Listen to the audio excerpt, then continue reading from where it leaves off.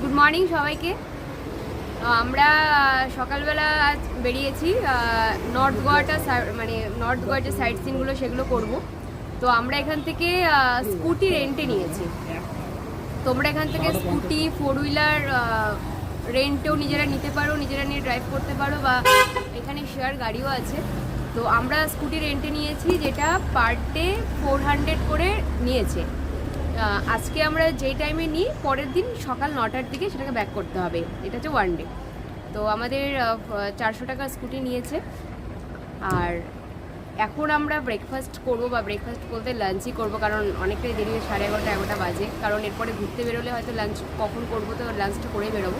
তো এখানে একটু আগে, মানে আমরা যে হোটেলে আছি সেখান থেকে একটু আগে একটা হোটেল আছে, সেখানে আমরা খেতে এসেছি। যেখানে আমি অর্ডার করেছি ফিশ থালি, যেটার প্রাইস হচ্ছে 180। খাবারটা কেমন হবে জানি না, খাবারটা আসুক। আমাদের থালি চলে এসছে, ফিশ থালি। থালিতে আছে একটা রাইস আছে, এটা বললো মাছের ঝোল, এর একটা সবজি, একটা ভাজা, আচার, স্যালাড, মাছ। এটা কি ঠিক বুঝে উঠতে পারলাম না। আপনারা মাছ খাবে?